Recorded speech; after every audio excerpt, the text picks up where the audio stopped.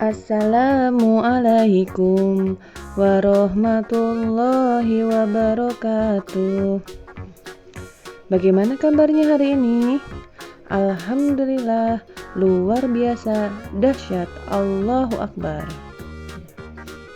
Semoga semuanya diberikan kesehatan ya, dan selalu ada dalam lindungan Allah Subhanahu wa Ta'ala. Baik, sebelum belajar, marilah kita berdoa terlebih dahulu agar pembelajaran kita diberikan kemudahan dan kelancaran. Marilah, ayo kita baca bersama-sama. Bismillahirrahmanirrahim. Allahumma aftah lana hikmataka wanshur alaina rahmataka min khazaini rahmatika ya arhamar rahimin. Amin ya rabbal alamin. Baik anak-anakku, pembelajaran hari ini ya, kita akan belajar materi tentang ciri khusus ular ya. Ciri khusus ular. Kemarin kita sudah membahas ciri khusus hewan unta, laba-laba ya, dan semut ya. Sekarang ciri khusus yang keempat yaitu ciri khusus ular. Ciri khusus ular itu dalam Al-Quran surat Al-A'raf ayat 104 sampai 107 yang artinya, dan Musa berkata, "Hai Fir'aun, sesungguhnya aku ini adalah seorang utusan dari Tuhan semesta alam. Wajib atasku tidak mengatakan sesuatu terhadap Allah kecuali yang hak. Sesungguhnya aku datang kepadamu dengan membawa bukti yang nyata dari Tuhanmu.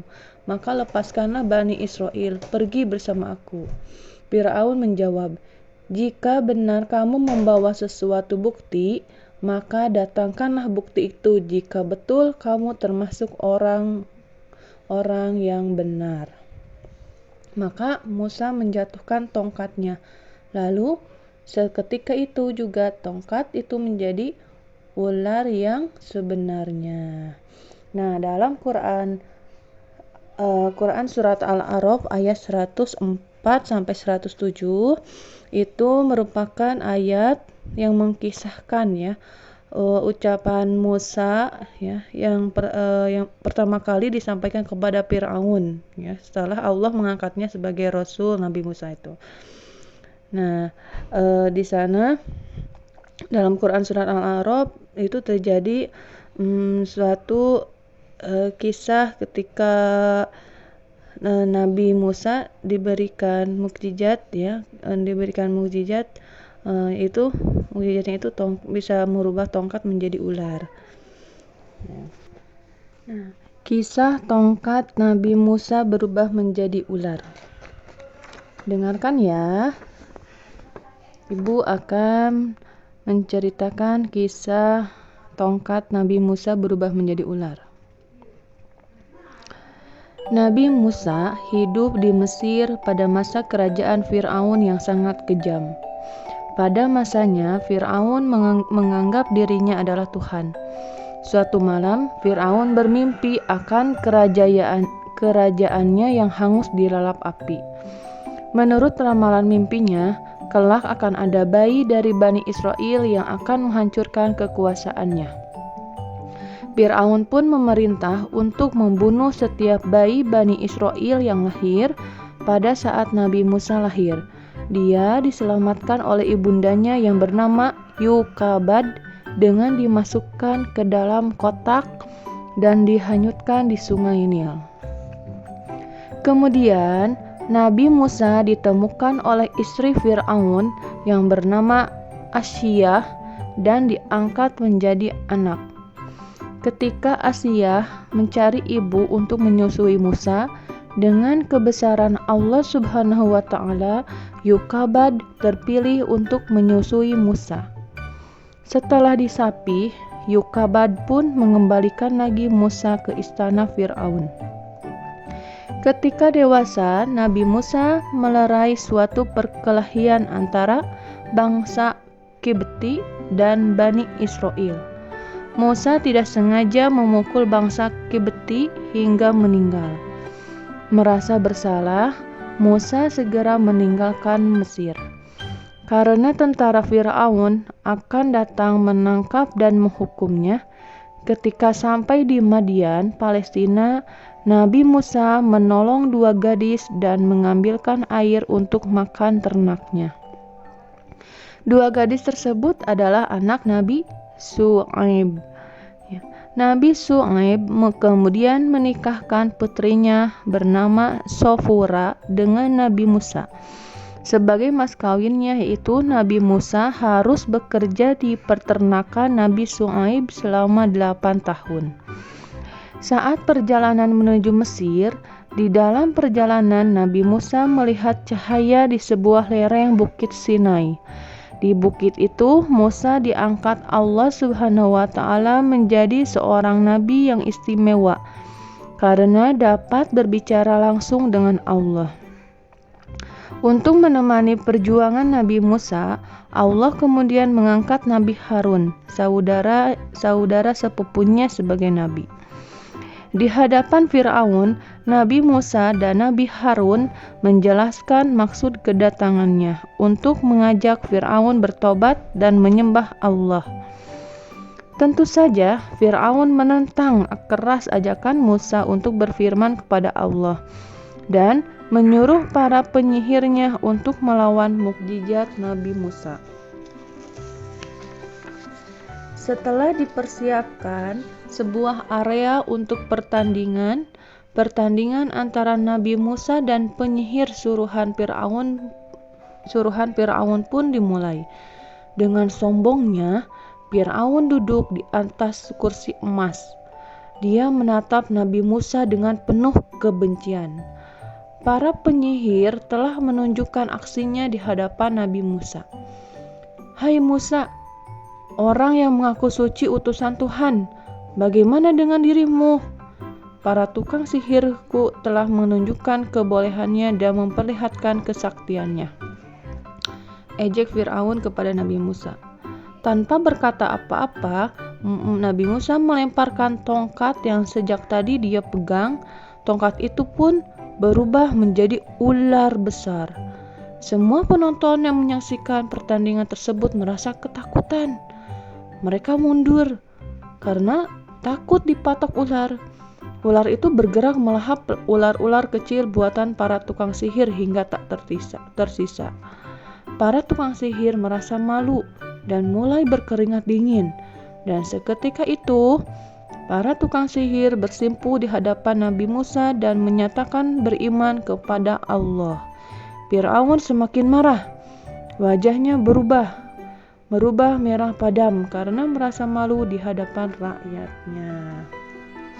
Nah, itulah kisah tongkat Nabi Musa berubah menjadi ular. Jadi bisa kita ambil pelajaran ya, bahwa kita itu tidak boleh sombong ya, tidak boleh sombong kepada orang lain ya, dan harus selalu taat kepada Allah Subhanahu wa Ta'ala. Baik, itu kisah tongkat Nabi Musa berubah menjadi ular. Nah, sekarang kita lanjut ke ciri khusus ular. Nah, ada yang tahu kalian, atau ada yang pernah memegang atau melihat ular? Ya, pasti ada yang pernah ya, ada yang pernah melihat ya, bahkan atau pernah memegang mungkin ya. Tapi kalau memegang itu harus hati-hati ya, harus ada bimbingan orang yang bisa pawang ularnya ya. Nah, ular itu termasuk kelompok hewan reptilia ya, reptilia ular ya. Kalau kemarin semut itu masuknya ke insekta hewan. Nah, kalau ular masuknya ke reptil. Baik. Tuh di sana ada gambar ular ya. Di sana tubuh ular itu panjang ya. Terus ada bagian kepalanya itu ada matanya. Ya nanti kita bahas satu-satu ya. Nah, ular merupakan salah satu kelompok reptil yang bertubuh panjang dan tidak memiliki kaki. Nah, itu ya, ular itu merupakan kelompok hewan reptil yang bertubuh panjang ya dan tidak memiliki kaki. Kemudian, ular tidak memiliki kelopak mata yang dapat dibuka tutup dan matanya selalu terbuka selama hidupnya. Walaupun begitu, mata ular dilapisi oleh sisik bening yang melindunginya dari kotoran.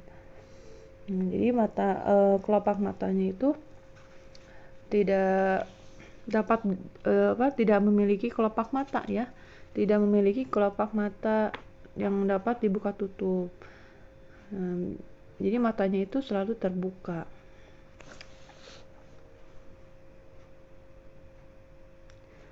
Kemudian ular tidak memiliki indera pendengaran. Akan tetapi ular bisa merasakan getaran melalui rahang bawahnya saat menempel di tanah atau di permukaan. Ya, jadi dan ini memiliki keistimewaan yang lebih ya. Ular itu memiliki rahang yang elastis yang bisa memakan mangsanya itu secara bulat-bulat ya. Gitu.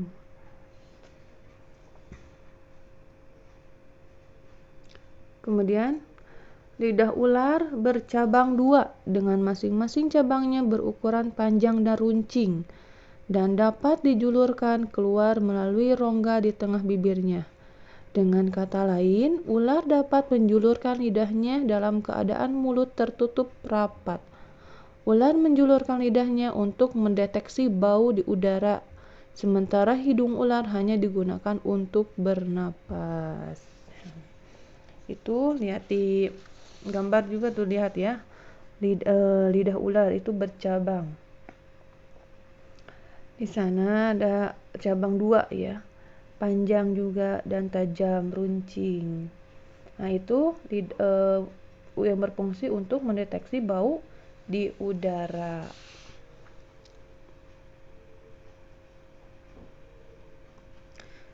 Kemudian ular memiliki struktur rahang yang elastis.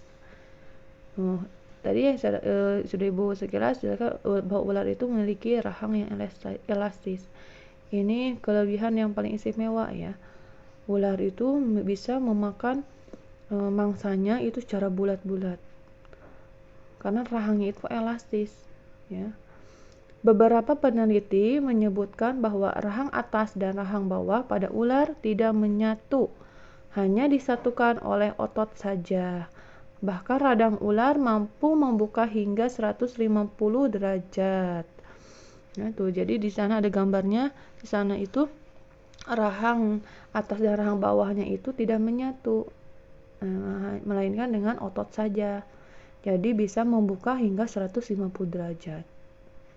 Nah, itu. Jadi kalau mangsanya besar dari tubuh ular itu bisa melahap langsung ya, melahap bulat-bulat. Karena memiliki rahang yang elastis. Nah, itulah ya sedikit materi tentang ciri-ciri khusus ular ya. Oh iya, ada yang ini ya, tadi ular itu di bagian lidah itu memiliki bisa ya. Bisa itu apa? Racun. Makanya hati-hati ya kalau sedang bermain, apalagi bermain di hutan ya atau di kebun ya. Hati-hati. Khawatir ada ular yang memiliki bisa. bisa juga mematikan ya. Itulah materi ciri-ciri khusus ular. Nah, mudah-mudahan bisa dipahami ya, dan menjadi ilmu yang bermanfaat. Mohon maaf atas segala kekurangannya. Wassalamualaikum warahmatullahi wabarakatuh.